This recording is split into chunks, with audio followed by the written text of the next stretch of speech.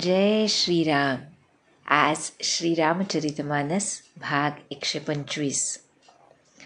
रामे चित्तलयः सदा भवतु मे, भो राम मामुद्धर.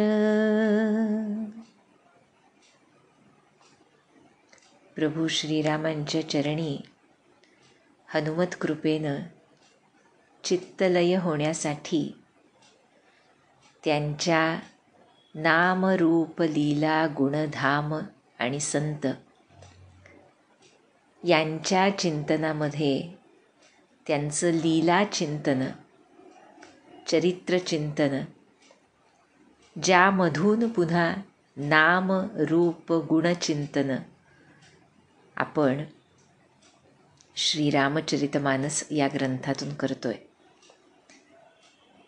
तो चित्तलय साधण्यासाठी आवश्यक असणाऱ्या गोष्टी तुलसीदास आम्हाला त्यांच्या ओघवत्या शैलीमध्ये आणि साधनेसाठी उपयुक्त अशा ज्याला आपण म्हणतो टिप्स त्यांच्यासह आपल्याला सांगतायत.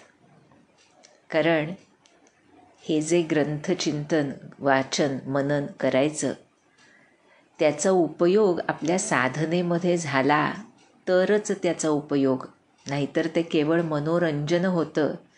मनोमंथन जे व्हायला पाहिजे ते होत नाही. आणि ज्या वेळेला खऱ्या अर्थानं मनोमंथन होतं, ह्या सर्व ज्याला आपण म्हणतो कॅरेक्टर्स किंवा ही जी सर्व पात्र आहेत, व्यक्तिरेखा आहेत रामायणातल्या, त्यांच्या गुणचिंतनानं जेव्हा आम्ही आमचं मनोमंथन करतो तेव्हा त्यातून खऱ्या अर्थानं नामसाधनेचं नवनीत जे सद्गुरूंनी आम्हाला दिलेलंच आहे त्याचा खरा गोडवा आम्हाला समजू शकतो. त्यासाठी हे चिंतन आहे, ह्याचं भान आम्ही प्रत्येकानं हा ग्रंथ वाचताना ठेवणं आवश्यक आहे. आपण बघतोय की सर्व शुभ शकून ह्या अयोध्येच्या वऱ्हाडी लोकांना दिसत आहेत. आपण हे देखील बघितलं की विविध प्रकारचे शुभ शकून हाच संकेत देत आहेत की कुणाचा विवाह आहे. प्रत्यक्ष करुणानिधान भगवान श्रीराम आणि जगन्माता सीता यांचा विवाह आहे आणि त्यामुळे शुभ शकून असणारच, मंगलमय वातावरण असणारच.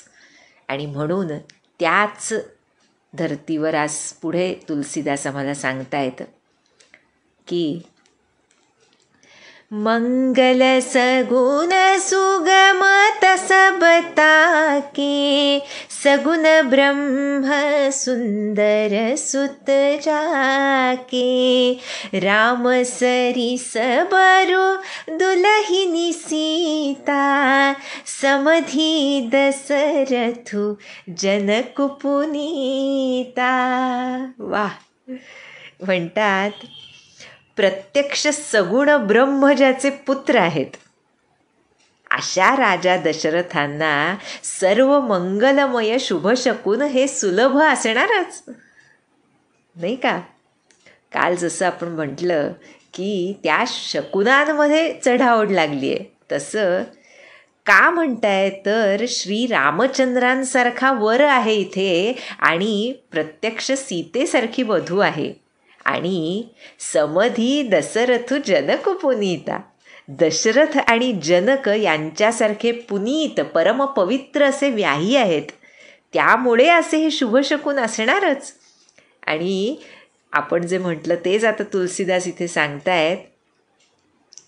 सुनी अस ब्याहु सगुन सबनाचे, अब कीन्हे बिरंची हम साचे, एही विधि कीन्ह बरात पयाना, हय गय गाजही हने निसाना.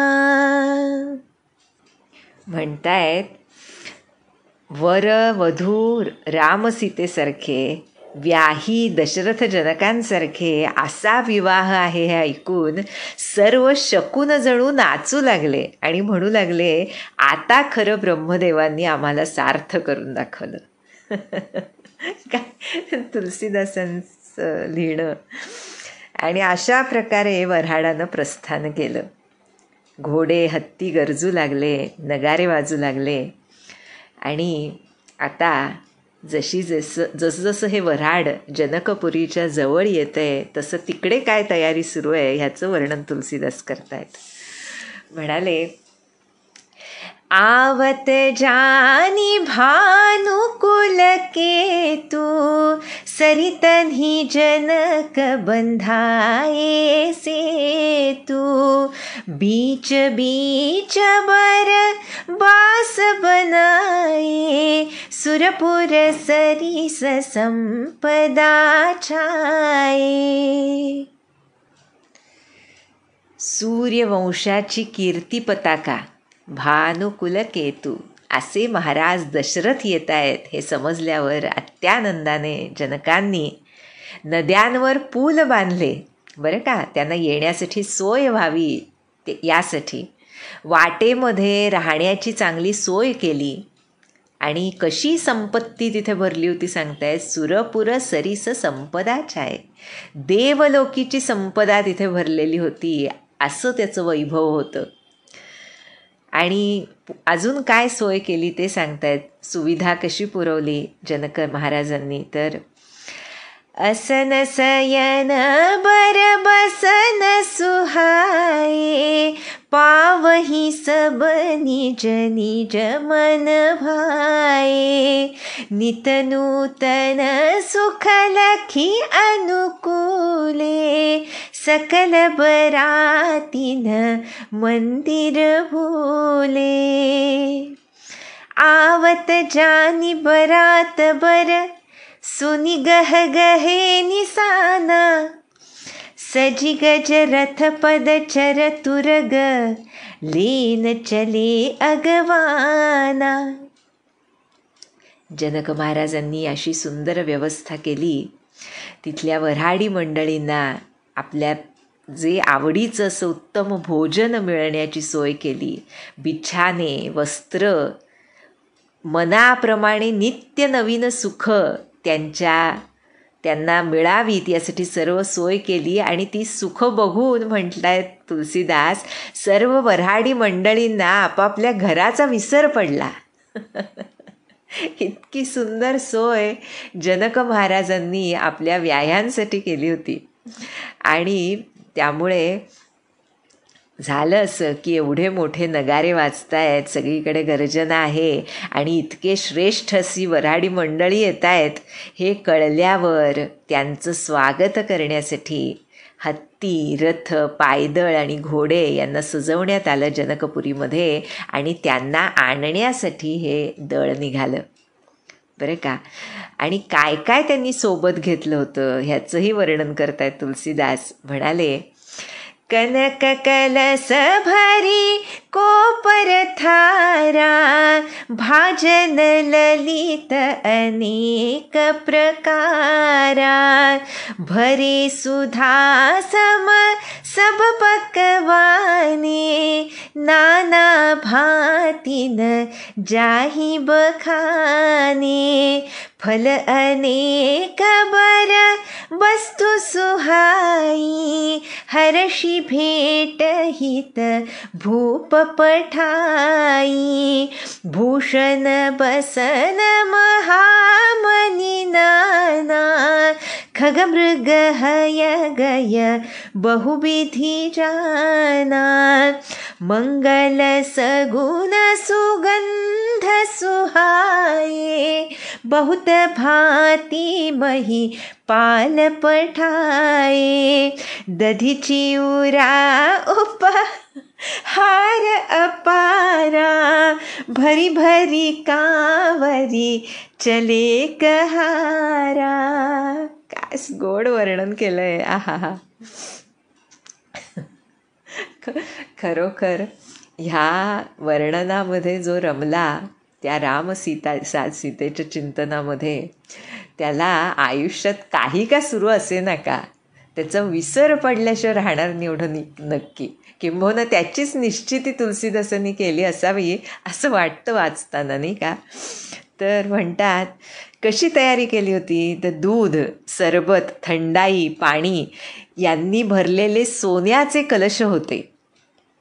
अमृतासारखी विविध प्रकारची अवर्णनीय अशी पक्वान्न तयार केलेली होती आणि त्यांनी भरलेल्या पराती, ताटं, अशी सुंदर प्रकारची भांडी. जनकपुरीच्या भांड्यांची सुद्धा विशेषता आहे बरं.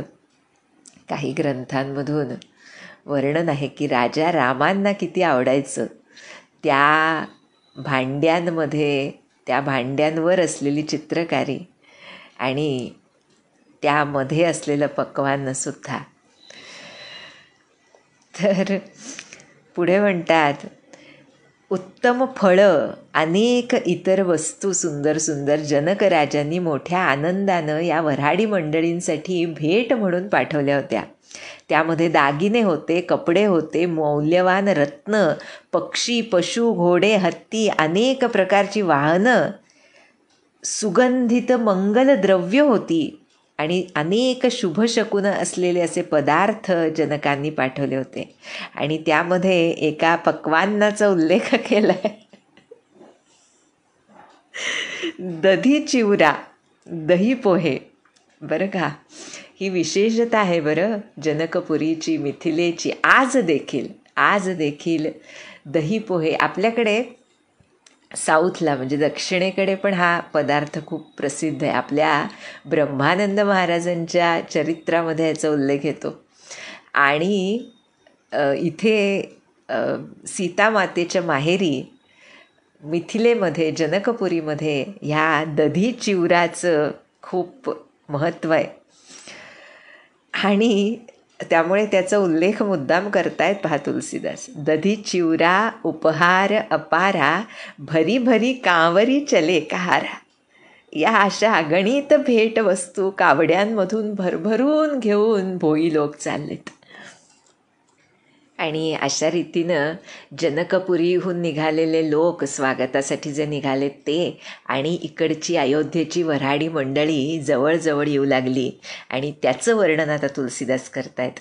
म्हणाले अगवानन जब दीखी बराता, उर आनंदु पुलक भर गाता, देखी बनाव सहित अगवाना, मुदित बरातीन हने निसाना.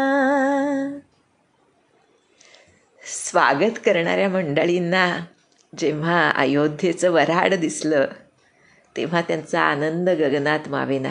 रोमांचित झाले, पुलकित झाले. सामोरे जे येत होते नटून थटून आलेली ती वऱ्हाडी मंडळी बघून जनकपुरीच्या लोकांचं खरोखर आनंदानं त्यांनी नगारे वाजवले, रोमांचित झाले. इतकी सुंदर वऱ्हाडी मंडळी बघून आपल्या जानकीबद्दल त्यांना खूप जास्त अभिमान वाटला. हर्षी परस्पर मिलन हित, कछुक चले बग मेला, जनु आनंद समुद्र दुई, मिलत बिहाई सुबेला.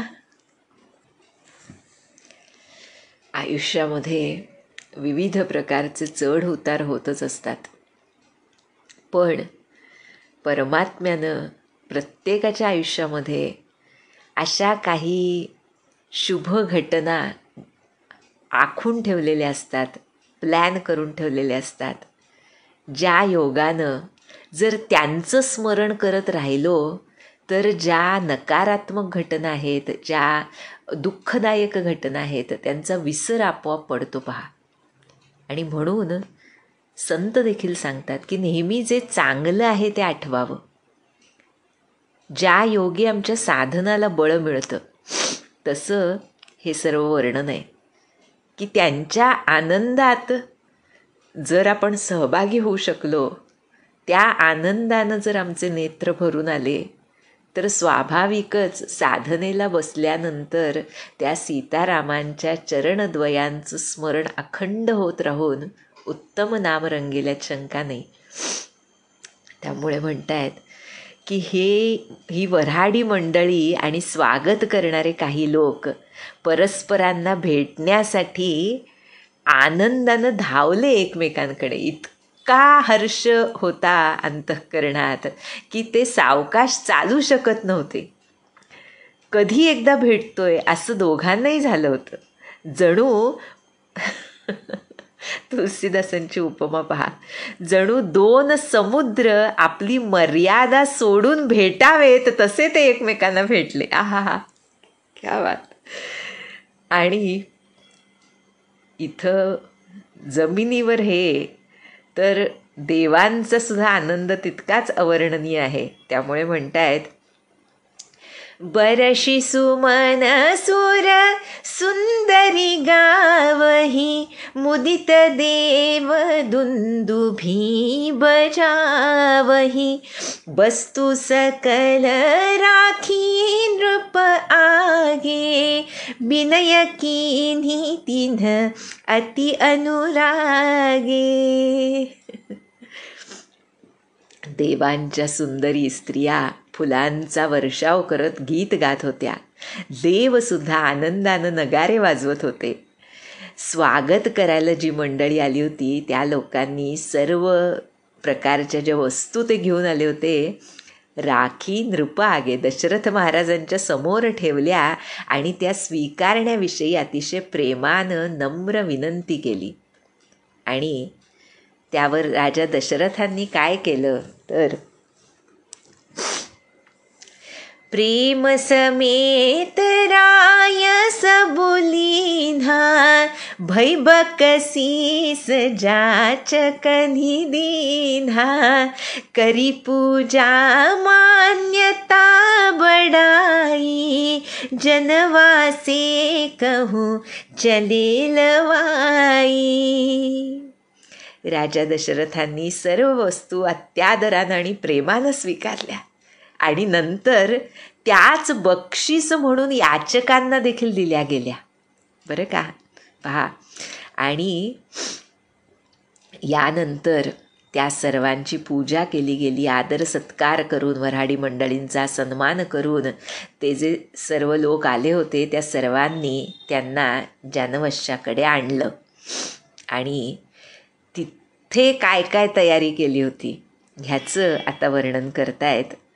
म्हणाले, बसन विचित्र पावडे परही, देखी धन दूधन मधु परिहरही, अति सुंदर दीन्हे उजनवासा, जह सब कहूँ सब भांति सुपासा. त्या जानवश्यापर्यंत म्हणजे त्या राहायच्या ठिकाणी जी तयार केली होती मुद्दामहून वऱ्हाडी मंडळींसाठी राजर्षी जनकांनी, तिथंपर्यंत सुंदर सुंदर वस्त्रांच्या पायघड्या घातल्या होत्या. म्हणतायत, कुबेराचा सुद्धा मदहरण व्हावं म्हणजे संपत्तीचा अभिमान ओसरावा असं त्याचं वैभव होतं. अतिशय सुंदर घरं दिली गेली होती. सर्व प्रकारच्या सोयी सुविधा तिथे होत्या. आणि आता जेव्हा आमच्या सीतामातेला समजलं की वऱ्हाड आलंय, त्यावेळेला तिनं काय केलं, तिचं स्वरूप काय आहे हे ह्यातून आम्हाला तुलसीदास सांगतायत. म्हणाले, जानी सिंह बरात पुर आई, कछु निज महिमा प्रगटी जनाई, हृदय सुमीरी सब सिद्धि बोलाई, भूप पहुनई करन पठाई. वऱ्हाड जनकपुरीमध्ये दाखल झालंय हे जेव्हा समजलं सीतेला, तेव्हा तिनं आपला थोडा महिमा प्रकट केला. बरं का, प्रकट केला म्हणजे स्वभावतःच तो प्रकट झाला असा त्याचा खरा अर्थ आहे. कारण प्रत्यक्ष मूल माया, मूळ प्रकृती आहे सीता. आणि त्यामुळं तिनं म्हटलंय, हृदय सुमिरी सब सिद्धी बोलाई. जिनं हनुमंताला अष्टसिद्धी नवनिधी दिले, आशीर्वादामध्ये तिच्यासाठी काय अशक्य आहे. त्यामुळे म्हणतायत, तिनं मनात स्मरण करून सर्व सिद्धींना बोलावून घेतलं बरं का. आणि त्या सिद्धींना राजा दशरथांचं आतिथ्य करायला पाठवलं बरं. आणि मग म्हणताय तुलसीदास, सिद्धि सब सिय आयसु अकनी, गई जहाँ जनवासा, लिए संपदा सकल सुख, सुरपुर भोग बिलासा. प्रत्यक्ष सीतेची आज्ञा झाली आहे हे लक्षात आलं तेव्हा सर्व सिद्धी, जिथे त्या जानवश्यामध्ये त्या सर्व घरांमध्ये जे सर्व लोक होते तिथं सर्व संपदा सुख, इंद्रपुरीसारखे भोगविलास घेऊन त्या सर्व सिद्धी तिथं राजा दशरथांच्या सेवेमध्ये गेल्या बरं का. आणि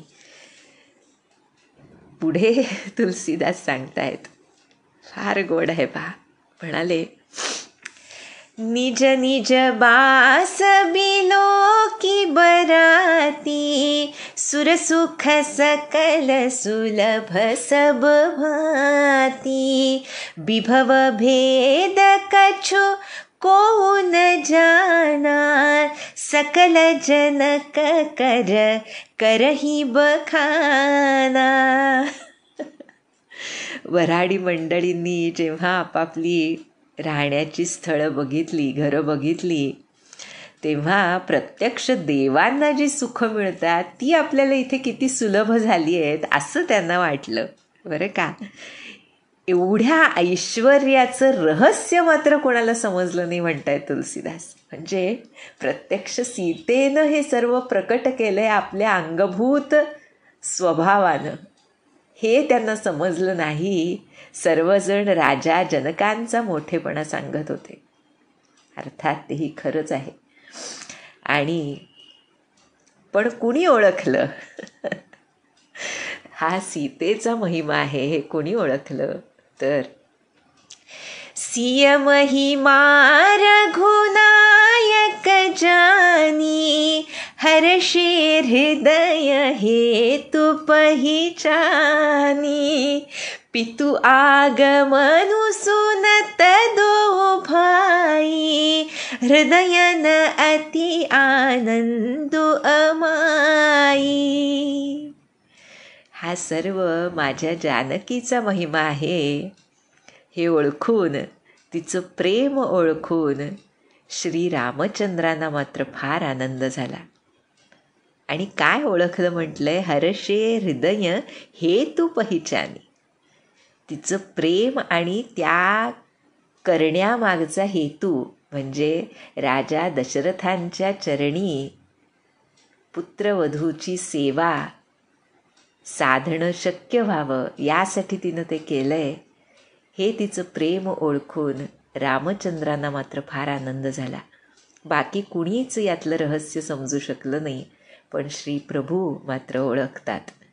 आणि मग पुढे तुलसीदास म्हणतायत की आपले वडील राजा दशरथांचं आगमन झालं इथे हे बघून दोन्ही भावांच्या मनातला आनंद गगनात मावत नव्हता. हृदयन अति आनंदू अमाई.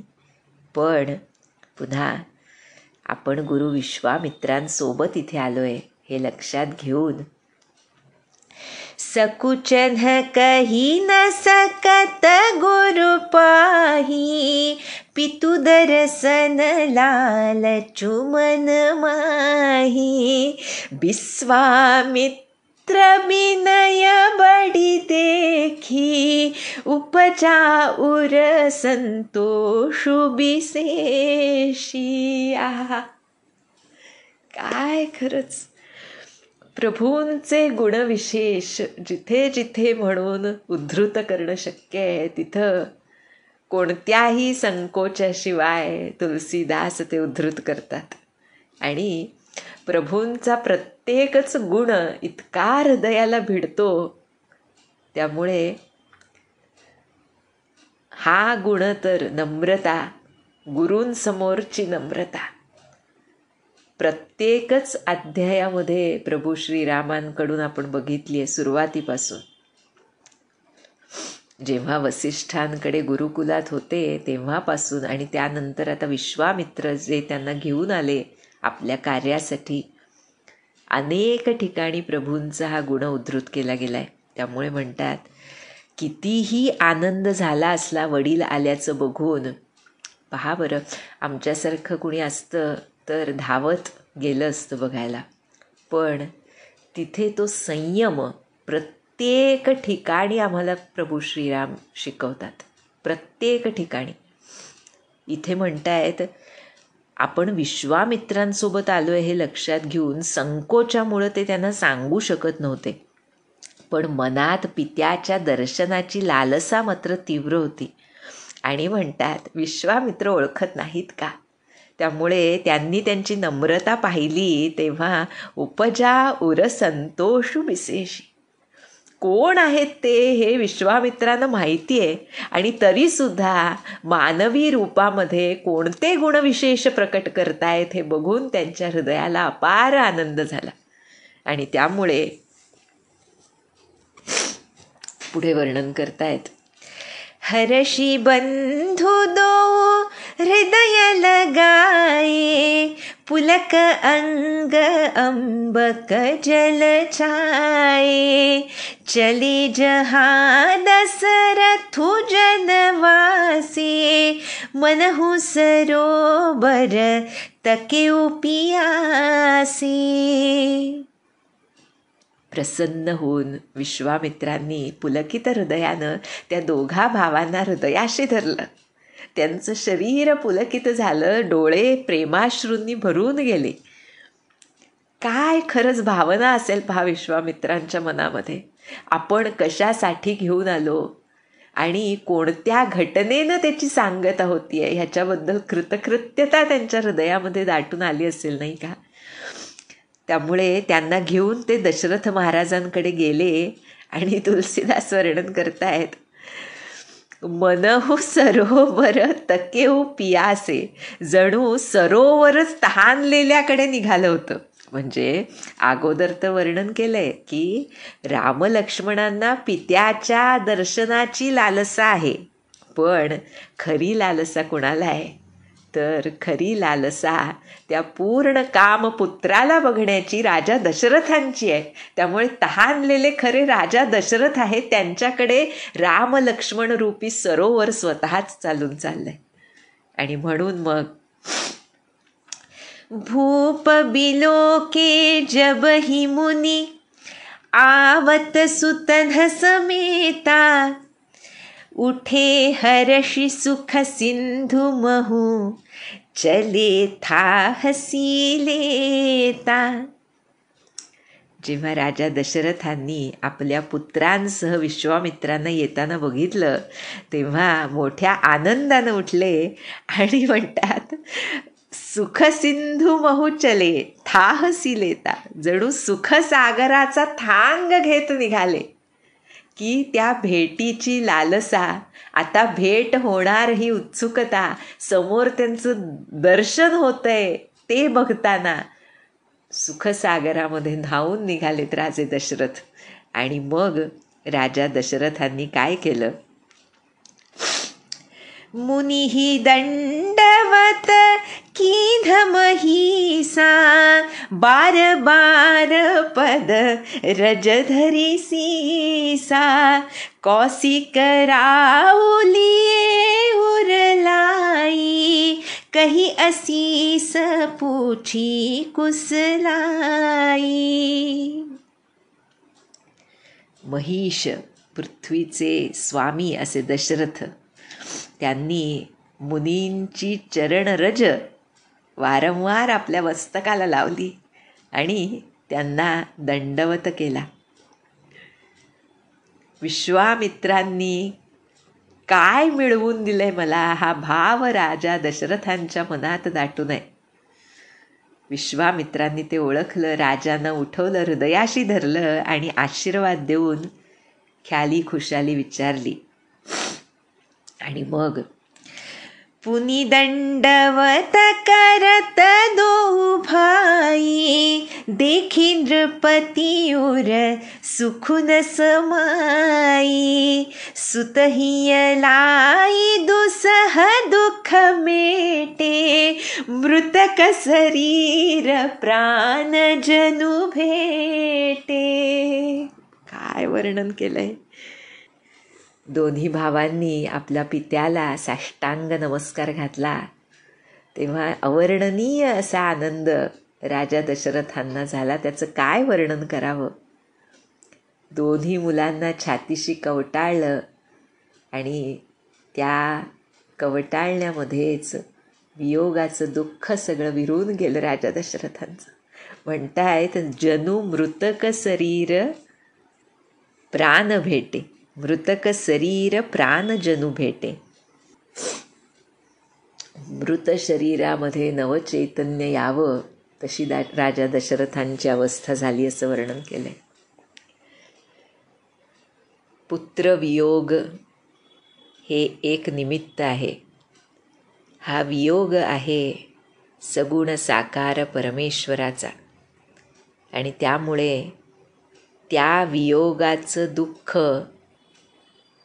किती अमाप आहे याची कल्पना राजा दशरथांना आहे. आणि कितीही चैतन्य सगळीकडे भरलेलं आहे वगैरे गप्पा मारल्या तरी त्या सगुणाचं प्रेम काही केल्या अंतःकरणातून जाऊ शकत नाही. मग ते भगवंत असोत वा भगवंतांनीच आमच्यासाठी शरीर धारण केलेले सद्गुरू असोत. त्यामुळे ज्या वेळेला अशी ती भेट होते सद्गुरूंची सगुण साकार रूपामध्ये, त्यावेळेला अशीच अवस्था होत असावी शिष्याची. मृतक शरीर प्राण जनु भेटे. अशा अवस्थेला अनुभवायचं सुख कृपा आम्हा सर्वांना लाभो, त्याच सीतारामांच्या कृपेनं. हीच सद्गुरुचरणी प्रार्थना करूया आणि बाकीचा भाग पुढच्या भागात बघूया. जानकी जीवन स्मरण जय जय राम.